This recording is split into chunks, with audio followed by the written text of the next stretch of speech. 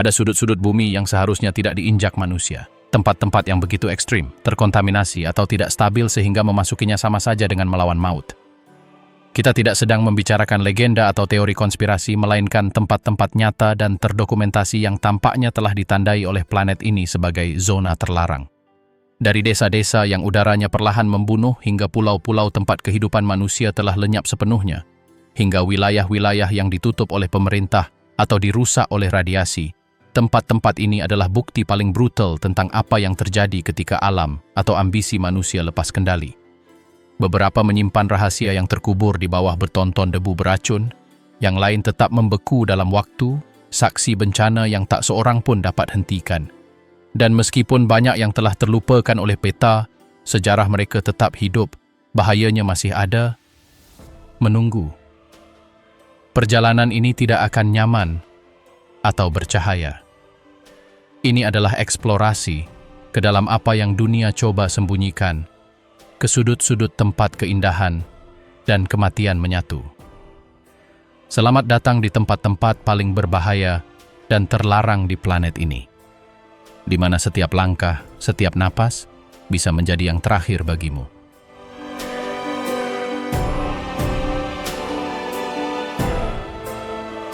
Di mana bernapas membunuh, kota-kota beracun dan kota hantu.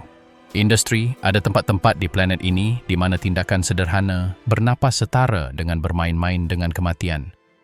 Tempat-tempat di mana udara, elemen yang membuat kita tetap hidup, telah menjadi musuh tak terlihat.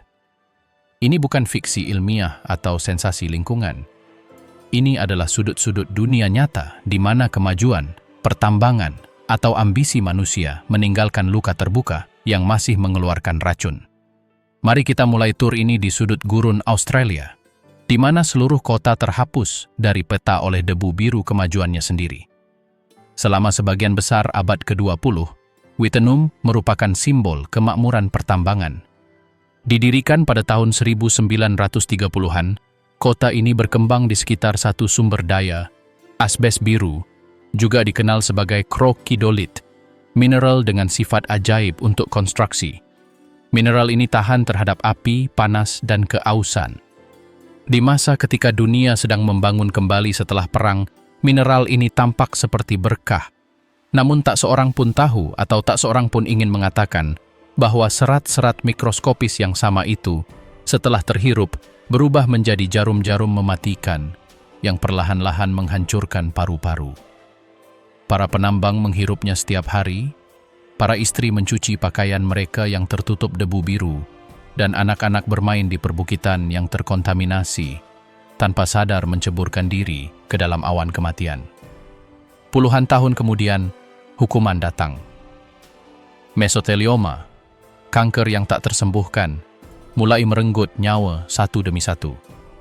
Tak ada obatnya, tak ada jalan keluar. Pihak berwenang Australia mencoba menghapus nama itu dari peta. Mereka menutup tambang, menghancurkan rumah-rumah, dan menyatakan daerah itu tak layak huni. Kini, hanya reruntuhan dan rambu-rambu peringatan, daerah terkontaminasi yang tersisa. Wittenoom adalah kota hantu di mana kesunyian berbicara banyak. Debu biru masih melayang dan angin terus meniupkan penilaiannya. Di sini, kemajuan telah membunuh. Dari gurun-gurun Australia, kami melakukan perjalanan ke utara Rusia yang beku, di mana udaranya sendiri merupakan campuran racun yang mengikis logam dan paru-paru. Norilsk, kota yang seolah dicuri dari novel distopia, dibangun di atas janji nikel, tembaga, dan palladium. Didirikan oleh para tahanan Gulag di era Stalin, Norilsk menjadi salah satu pusat industri terbesar di dunia. Namun, pembangunan itu harus dibayar mahal. Kota itu benar-benar dibangun di atas asap. Setiap tahun, pabrik peleburannya melepaskan jutaan ton sulfur dioksida, logam berat, dan debu hitam. Langit jarang berwarna biru. Salju, ketika turun, berwarna abu-abu atau coklat. Pohon-pohon telah mati puluhan tahun yang lalu, dan penduduknya hidup dengan penyakit pernapasan kronis, kulit yang iritasi, dan udara yang, menurut penelitian, memiliki konsentrasi logam berat 10 kali lipat dari batas yang diizinkan. Di musim dingin, Suhu dinginnya begitu ekstrim, sehingga asap industri menyelimuti kota seperti tutup tak terlihat, selimut yang perlahan-lahan menyesakkan. Norilsk tidak memiliki pengunjung, dan beberapa pengunjung menggambarkan lanskap pasca-apokaliptik. Pabrik-pabrik berasap, jalanan tertutup jelaga, dan perasaan terkurung yang terus-menerus. Itulah harga kemajuan dalam bentuknya yang paling kasar. Sebuah kota yang mendorong ekonomi global sambil meracuni anak-anaknya sendiri. Para pekerja tahu ini, tetapi mereka tidak punya pilihan. Di Norilsk, melarikan diri tidaklah mudah. Jaraknya sangat jauh, hawa dingin membunuh, dan pemerintah membatasi akses. Ini adalah neraka beku di mana kekayaan diukur dalam ton logam dan kehidupan dalam beberapa tahun harapan yang lebih sedikit. Tetapi Anda tidak perlu bepergian sejauh itu untuk menemukan tempat lain di mana bernapas juga merupakan risiko yang mematikan. Di jantung Afrika, Kabwe, Zambia, menyimpan kisah yang lebih kejam, karena para korbannya bukan hanya orang dewasa, tetapi seluruh generasi anak-anak. Pada awal abad ke-20, kota ini merupakan kebanggaan pertambangan Kekaisaran Inggris. Tambang timbalnya memasok seluruh dunia, dan selama beberapa dekade logam tersebut diekstraksi tanpa kendali lingkungan apapun. Ketika perusahaan asing pergi, mereka meninggalkan gunungan limbah beracun yang diterbangkan angin ke lingkungan miskin. Anak-anak bermain di antara puing-puing, menutup mulut dengan tangan, dan memakan buah yang tumbuh di tanah beracun. Kini, hampir seabad kemudian, penelitian mengungkapkan bahwa lebih dari 90% anak-anak di Kabwe memiliki kadar timbal dalam darah di atas batas aman maksimum yang ditetapkan oleh Organisasi Kesehatan Dunia. Beberapa menderita kerusakan neurologis yang tidak dapat dipulihkan, kesulitan belajar, gangguan pendengaran, dan keterlambatan perkembangan. Udara, air, dan tanah tercemar. Para ibu melahirkan bayi yang sakit dan siklus ini terus berlanjut.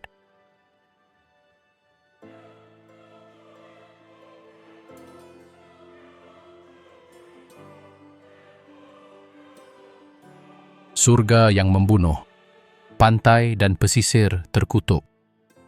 Ada tempat-tempat di bumi yang seolah diciptakan oleh para dewa untuk beristirahat dan merenung. Kita melihat tempat-tempat dengan air biru kehijauan, pasir lembut, langit cerah, dan angin sepoi-sepoi yang hangat.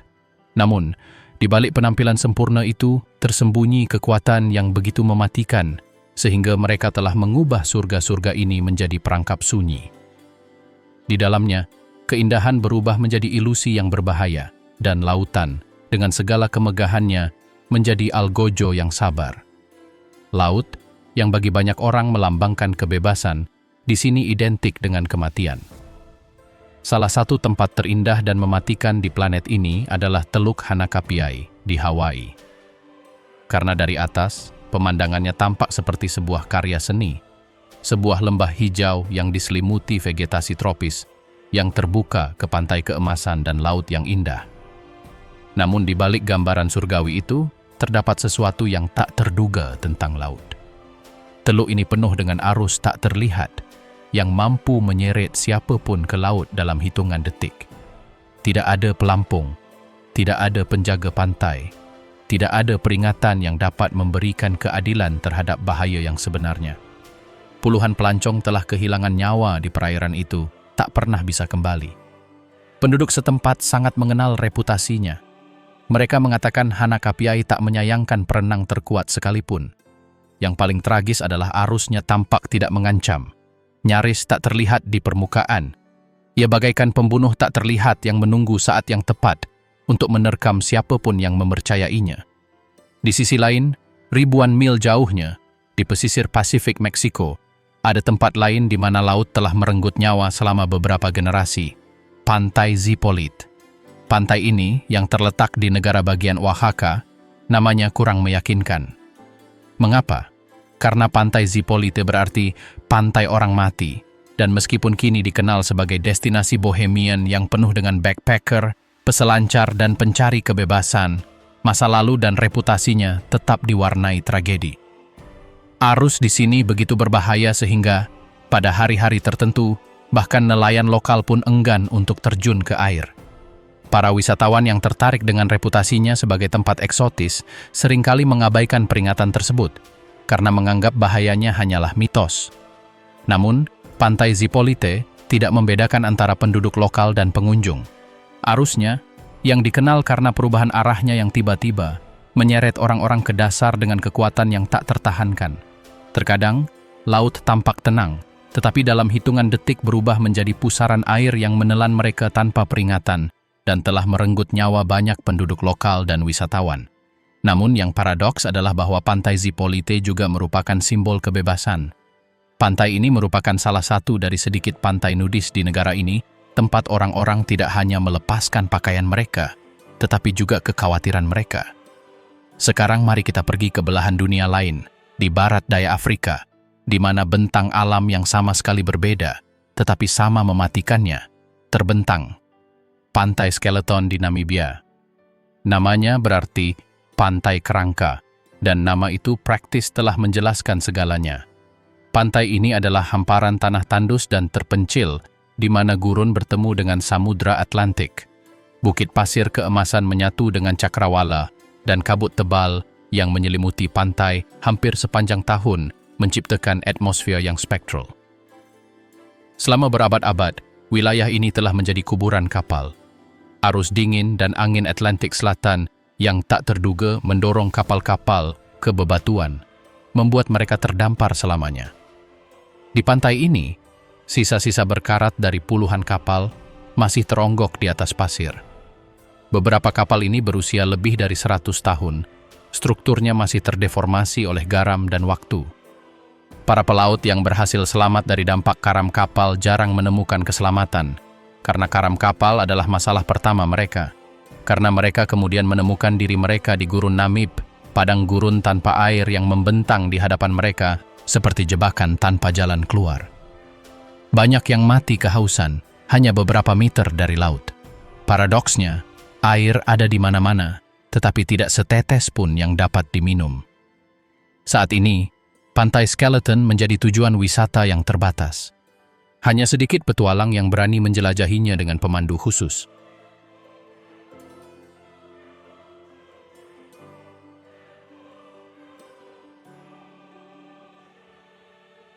Ketiga pantai ini, yang begitu berbeda satu sama lain, memiliki satu kebenaran mendasar.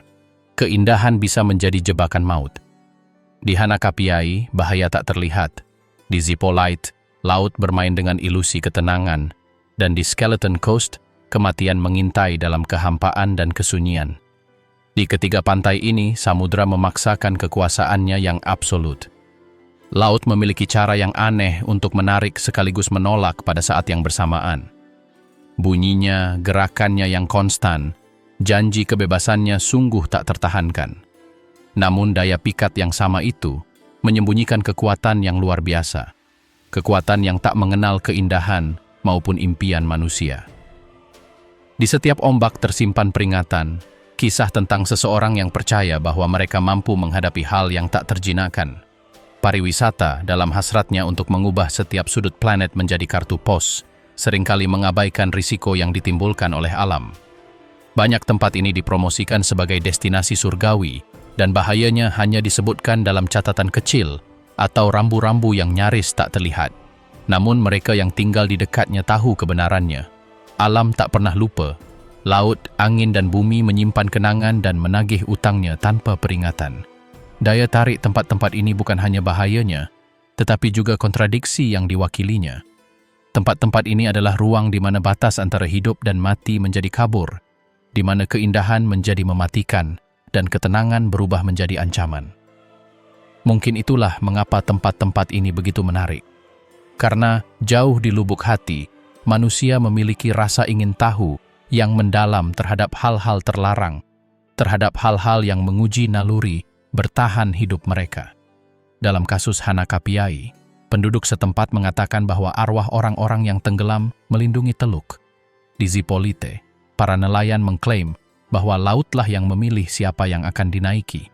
Dan di Namibia, para pemandu memberitahu kita bahwa setiap kapal karam adalah kisah yang ditulis oleh angin. Ini adalah kisah yang memadukan takhayul dan rasa hormat, tetapi juga mencerminkan sesuatu yang lebih dalam. Pengakuan bahwa betapapun canggihnya teknologi atau sains yang kita miliki, kita tetap rentan terhadap kekuatan-kekuatan yang mendominasi planet ini. Setiap pantai dan pesisir di dunia memiliki karakternya sendiri, caranya sendiri untuk memperingatkan kita. Beberapa melakukannya dengan badai, yang lain dengan arus, atau dengan kesendirian. Namun, semuanya mengingatkan kita pada hal yang sama, bahwa keindahan dunia tak selalu untuk dimiliki, dan terkadang tempat terindah jugalah yang paling mematikan. Mungkin itulah sebabnya mereka yang pernah menginjakkan kaki di pantai ini tak pernah melupakannya. Karena di sana, di antara deru laut dan keheningan yang mengikutinya, seseorang merasakan sesuatu yang melampaui rasa takut, yaitu keyakinan bahwa bumi, dengan segala keagungannya, tetap menjadi tuan atas rahasia-rahasianya. Dan bahwa ada surga di mana setiap ombak membawa pesan yang hanya sedikit orang yang mengerti pada waktunya. Tak semua yang indah ditakdirkan untuk disentuh.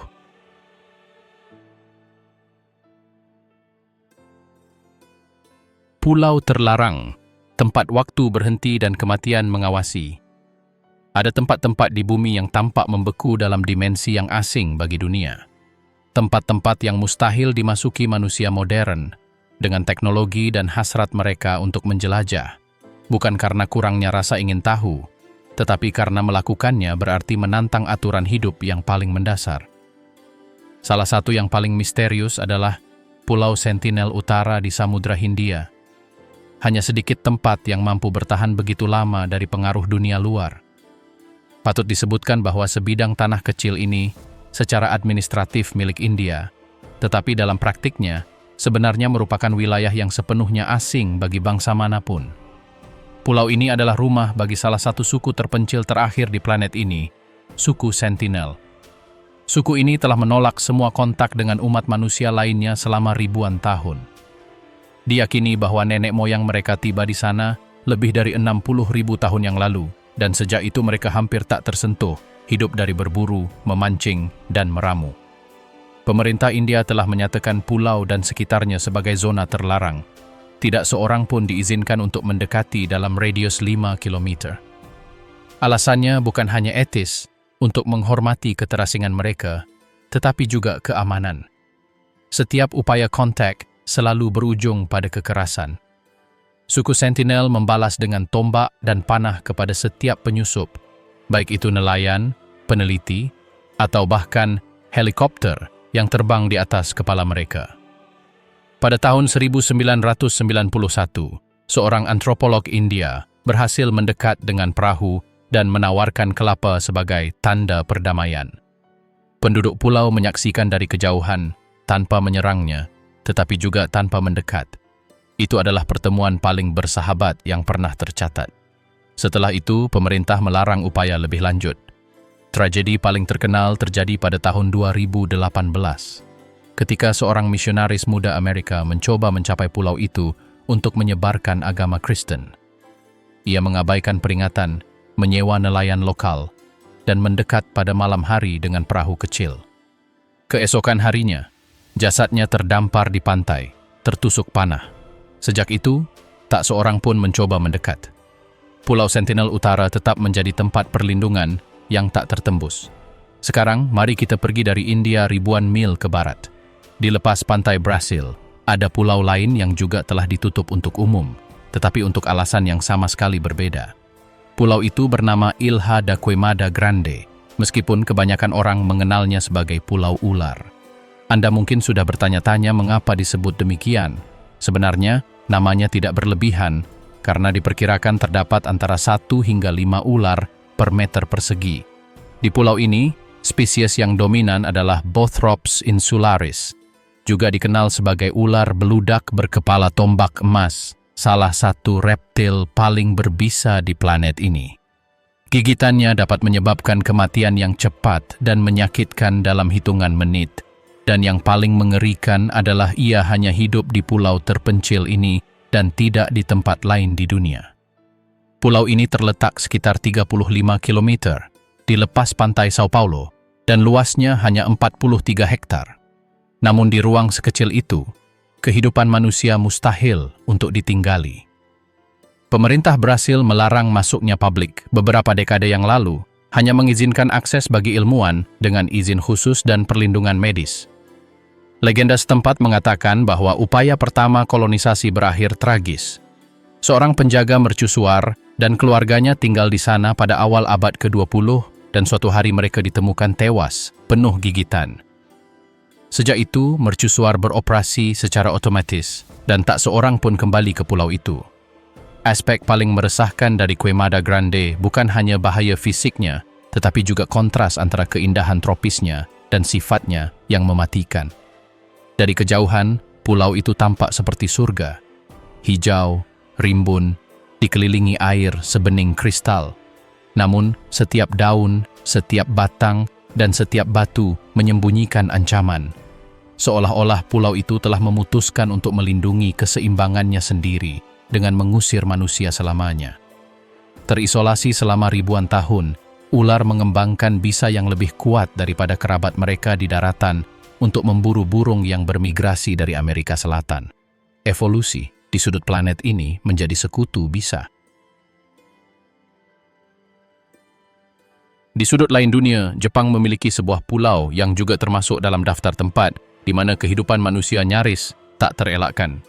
Namanya Miyakejima, bagian dari Kepulauan Izu. Tidak seperti Sentinel atau Queimada, tidak ada suku atau ular di sini. Musuh tak kasat mata adalah udara. Di pusatnya, menjulang Gunung Oyama, gunung berapi aktif yang telah menandai nasib penduduknya selama beberapa generasi. Pada tahun 1940, letusan dahsyat terjadi. Dan pada tahun 1962, letusan gunung berapi lainnya memaksa evakuasi ribuan orang. Namun, baru pada tahun 2000 Miyakejima menjadi pulau yang hampir tak berpenghuni.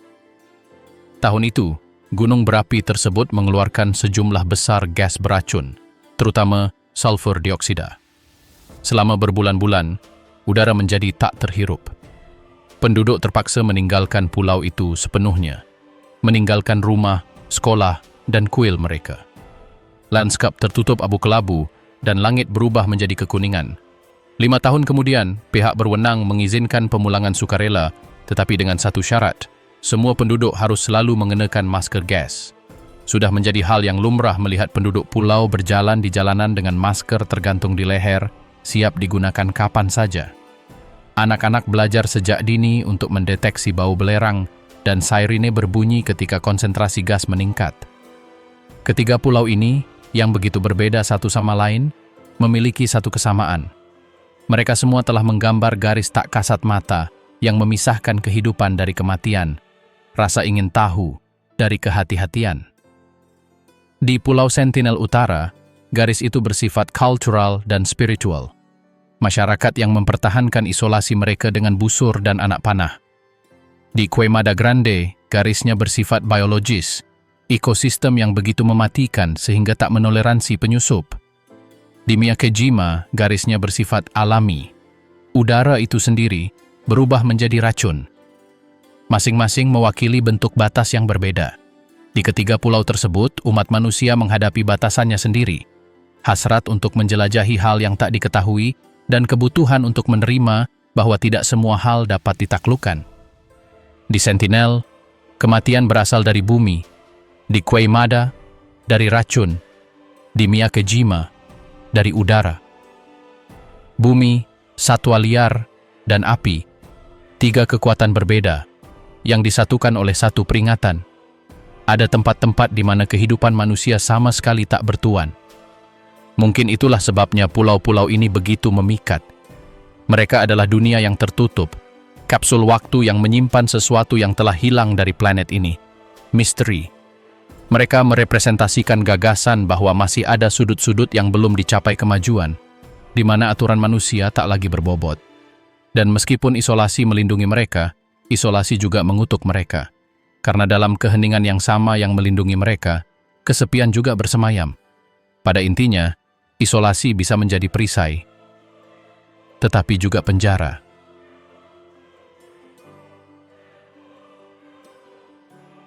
Panas, api, dan keputusasaan, gurun-gurun, paling mematikan di planet ini.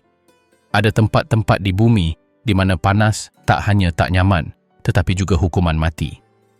Tempat-tempat itu adalah hamparan pasir, batu, dan keheningan yang tak berujung, di mana setiap langkah di bawah matahari seakan menguji batas kemampuan tubuh manusia. Di sana, cakrawala bergetar bagai fata morgana, dan udaranya tak mendingin, melainkan menghanguskan. Gurun-gurun ini bukan sekadar lanskap yang tak bersahabat, melainkan neraka alami sejati di mana kehidupan, jika memang ada, menempel di tanah dengan kepahlawanan yang sunyi. Tempat pertama yang dimaksud adalah Lembah Kematian di Amerika Serikat. Mengapa disebut demikian? Nah, di sini pada musim panas suhunya melebihi 50 derajat Celcius dan suhu tanah bisa mencapai lebih dari 90 derajat. Di sini udara bergetar seolah-olah dunia terus-menerus terbakar. Para pemukim pertama yang mencoba melintasinya pada abad ke-19 menamakannya demikian setelah menyaksikan hewan-hewan mereka berjatuhan satu demi satu tak mampu melawan. Saat ini, pengunjung datang karena rasa ingin tahu atau perlawanan, tetapi tubuh manusia tidak dapat bertahan lama di sana tanpa perlindungan. Panasnya begitu brutal sehingga membuat Anda dehidrasi dalam hitungan menit dan dapat menyebabkan pingsan sebelum Anda mencapai tempat teduh terdekat. Tak diragukan lagi, salah satu tempat paling terpencil di planet ini. Sekarang, mari kita pergi lebih jauh ke timur, ke Ethiopia, ke Gurun Danakil. Tempat ini seperti tontonan yang diambil dari dunia bawah itu sendiri. Di sini, bumi retak-retak, belerang mewarnai tanah dengan warna kuning tua, dan udara berbau logam cair. Sedemikian rupa sehingga suhu di sini tetap mendekati 45 derajat hampir sepanjang tahun. Namun yang membuat Danakil unik adalah aktivitas geologisnya yang konstan. Geyser mengeluarkan uap beracun, danau bergelembung dengan asam, dan mineral menciptakan lanskap yang mustahil dari planet lain. Meskipun demikian, suku Afar, sebuah kelompok nomaden, tinggal di wilayah ini. Mereka menambang garam dari tanah, berjalan selama berhari-hari di bawah terik matahari, hanya dipandu oleh naluri dan adat istiadat kuno. Ketahanan mereka merupakan bukti kapasitas manusia untuk bertahan hidup di lingkungan yang paling kejam sekalipun. Namun, bagi seluruh dunia, Danakil merupakan batas alami, sebuah pengingat bahwa tidak semua wilayah diciptakan untuk ditaklukkan. Berikutnya adalah Gurun Lut di Iran, yang dikenal sebagai Dasht-e-Lut. Menurut pengukuran satelit NASA, gurun ini adalah tempat terpanas di planet ini. Pada tahun 2005, suhu permukaan mencapai 71 derajat Celcius. Dalam kondisi ini, bahkan bakteri pun tak dapat bertahan hidup lama. Tanahnya merupakan campuran batu hitam dan pasir yang begitu panas hingga melelehkan karet dalam hitungan detik. Tak ada naungan, tak ada air, tak ada kehidupan. Keheningan itu mutlak, hanya disela oleh angin yang mengangkat partikel-partikel abrasif dan melemparkannya seperti jarum tak terlihat ke segala arah. Bagi segelintir penjelajah yang telah menjelajah ke sana, Lut adalah wilayah yang menantang pikiran sekaligus tubuh. Berjalan melewatinya seperti merasakan planet menyemburkan api. Di gurun-gurun ini, panas bukan hanya kekuatan fisik, tetapi juga musuh psikologis. Pikiran mulai mendistorsi realitas ketika tubuh kehilangan air. Jarak menjadi menipu dan otak menciptakan ilusi untuk mencari penghiburan. Oasis yang tak ada, pegunungan yang lenyap di telan udara, bayangan yang surut ketika seseorang mencoba meraihnya. Gurun, dengan keindahannya yang tajam, memiliki kekuatan untuk mematahkan tekad manusia. Tak perlu badai atau predator, cukup matahari saja. Bagi mereka yang tinggal atau bekerja di dekat tempat-tempat ini, gurun melambangkan bahaya sekaligus penghormatan karena berjalan di gurun yang mematikan adalah pengalaman sensorik yang mutlak. Udara terasa membakar saat dihirup, matahari menusuk kulit seolah membebani, dan keheningan terasa seperti kehadiran yang hidup. Tak ada suara burung atau serangga, hanya dengungan darah di telinga dan gema langkah kaki sendiri. Setiap gerakan menjadi perjuangan melawan kelelahan, melawan godaan untuk menyerah pada panas. Pada titik inilah manusia memahami bahwa bumi tak selalu menjadi rumah, bahwa ia juga bisa menjadi hakim dan algojo. Di wilayah terpanas planet ini, batas antara hidup dan mati diukur dalam derajat dan menit. Kesalahan kecil, kekurangan air, keterlambatan di tempat teduh, dan tubuh pun menyerah.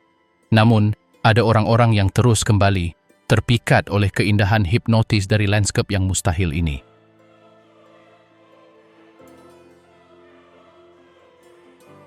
Dingin yang membekukan jiwa. Tempat-tempat di mana musim dingin tak pernah berakhir. Ada hawa dingin yang tak hanya membekukan, tetapi juga membunuh dalam diam. Di beberapa tempat di planet ini, musim dingin bukanlah musim yang berlalu, melainkan kutukan yang tak berujung. Udara menusuk bagai kaca, napas berubah menjadi debu es, dan kulit membiru dalam hitungan detik. Di tempat-tempat inilah keheningan lebih berat daripada salju, dan waktu seakan membeku selamanya. Salah satu tempat tersebut adalah Oymyakon, di jantung Siberia. Sebuah kota kecil dengan termometer mencapai 70 derajat di bawah nol. Ini bukan berlebihan. Di sana, bahkan udara pun terasa sakit untuk dihirup. Mobil tak pernah dimatikan karena bahan bakarnya akan membeku. Tidak ada pipa yang terkubur, tanah membeku hingga ke dasarnya. Makanan disimpan di luar rumah, seolah-olah seluruh kota adalah lemari es seseorang. Orang-orang bertahan hidup dengan campuran rasa bangga dan pasrah. Hari-hari mereka dimulai dengan menyalakan api dan berakhir dalam keheningan total. Asap dari cerobong asap adalah satu-satunya bukti bahwa seseorang masih hidup di lanskap yang seakan telah ditinggalkan matahari ini. Anak-anak Oymyakon berjalan ke sekolah berlapis-lapis hingga mereka hampir tak bisa bergerak. Mereka mengenakan kulit rusa kutub dan sepatu bot berlapis bulu. Dalam hitungan menit, bulu mata mereka membeku.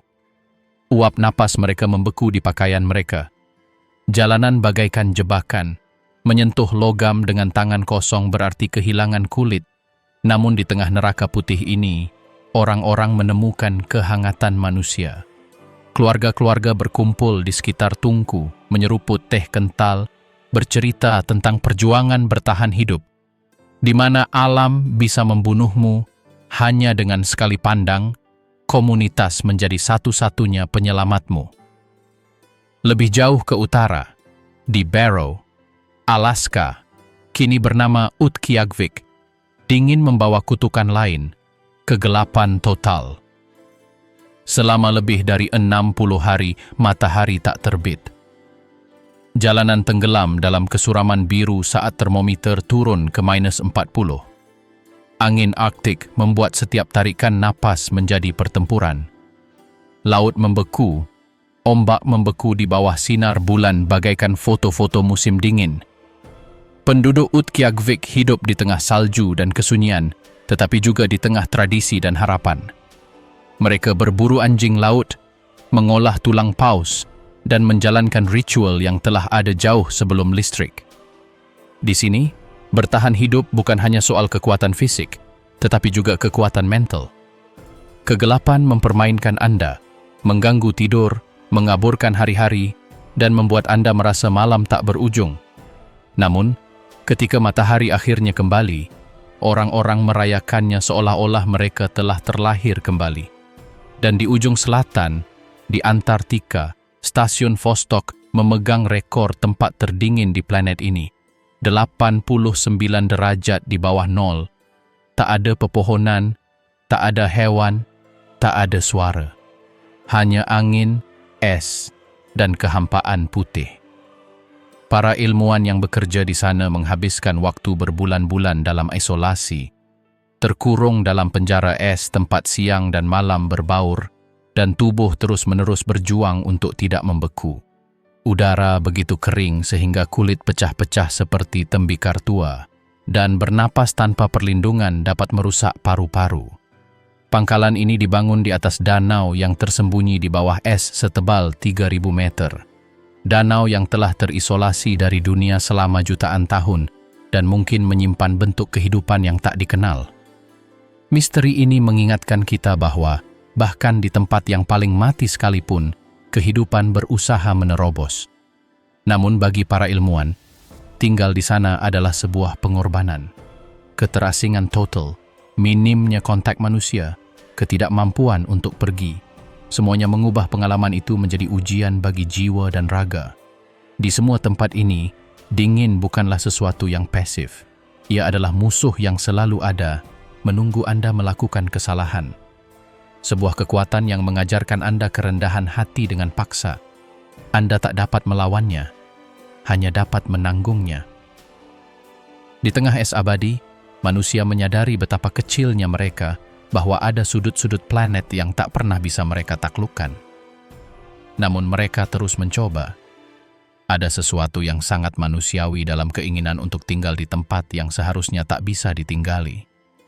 Dalam membangun rumah di mana udara membakar, dalam menyalakan api di mana kegelapan abadi. Mungkin itu naluri primitif, sebuah cara untuk menunjukkan bahwa jiwa manusia mampu menahan apa yang hampir tak mampu ditanggung tubuh. Di Oymyakon, Utqiagvik, atau stasiun Vostok, hidup terus berlanjut bukan karena kenyamanan, melainkan karena keteguhan hati. Sensasi dingin yang begitu ekstrem sulit dipahami bagi mereka yang belum pernah mengalaminya. Bukan hanya rasa sakit di kulit, melainkan sesuatu yang menembus jiwa. Dingin yang berkepanjangan membuat pikiran mati rasa, emosi tumpul, dan waktu kehilangan makna. Di tempat-tempat seperti itu, bertahan hidup menjadi rutinitas. Menjaga api tetap menyala,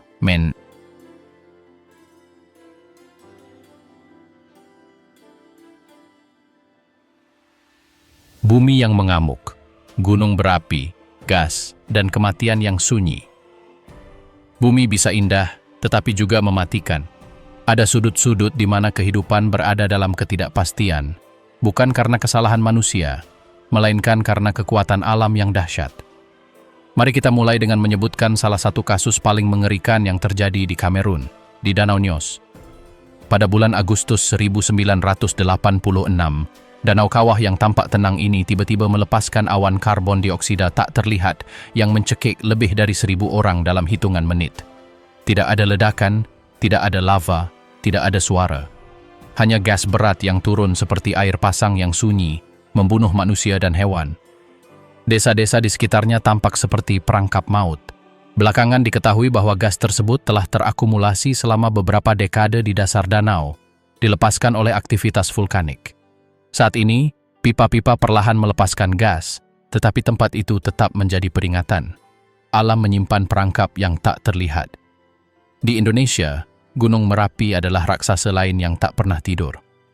Di Pulau Jawa, gunung berapi ini menyemburkan lava, abu, dan gas beracun setiap beberapa tahun, menyapu bersih desa-desa dalam hitungan jam.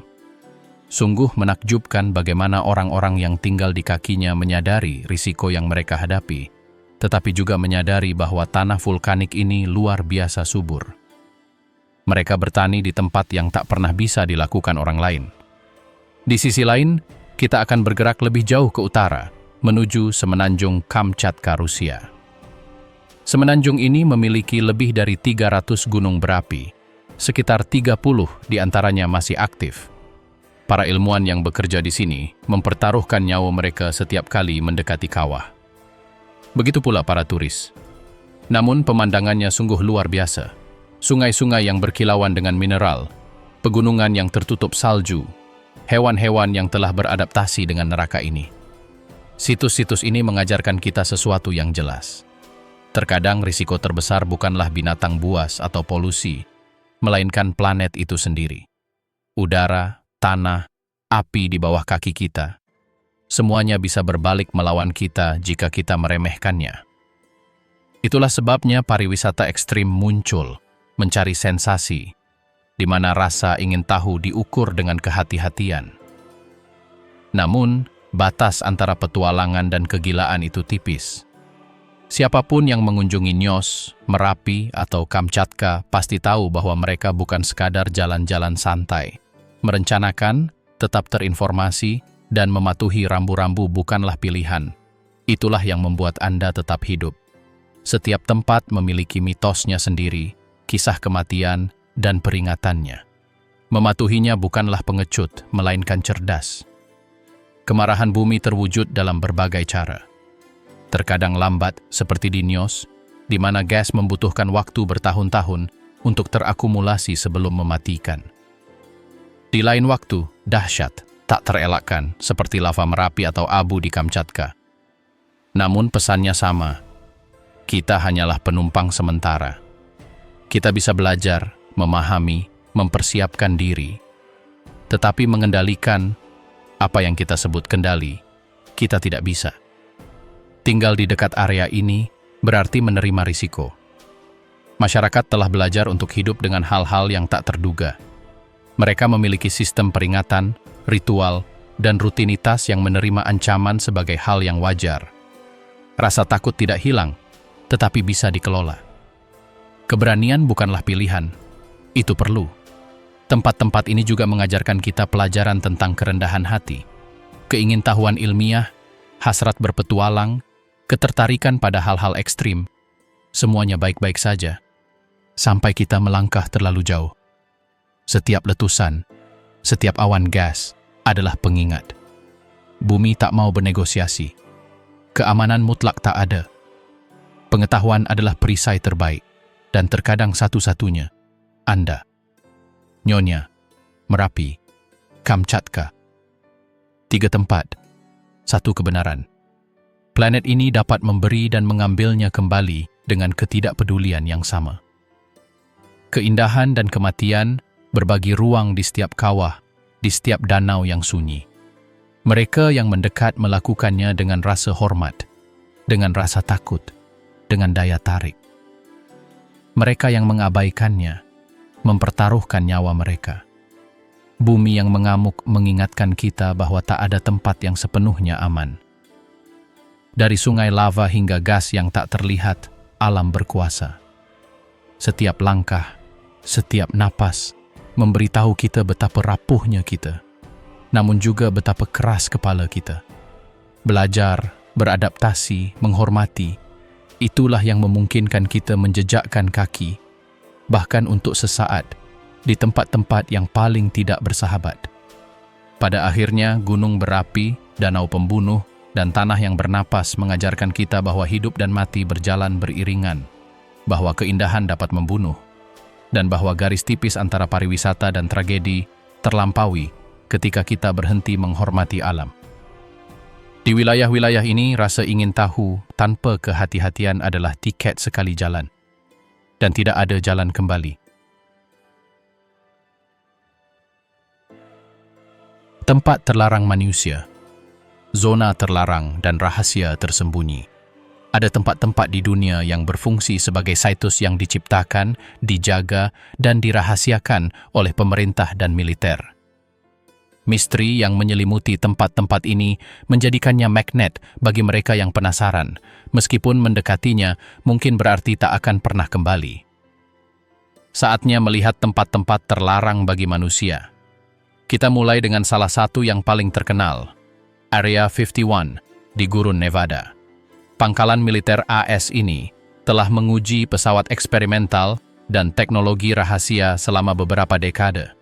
Namun, yang benar-benar menjadikannya legenda adalah teori konspirasi, mulai dari pesawat siluman hingga piring terbang yang jatuh. Kini, wajar saja jika kita tahu bahwa mencoba memasuki Area 51 sia-sia. Anda akan langsung berhadapan dengan penjaga bersenjata, kamera, dan sensor yang memantau setiap inci. Karena alasan ini, kerahasiaan dan rumor telah menciptakan mitos modern di mana keamanan nasional dan misteri saling terkait.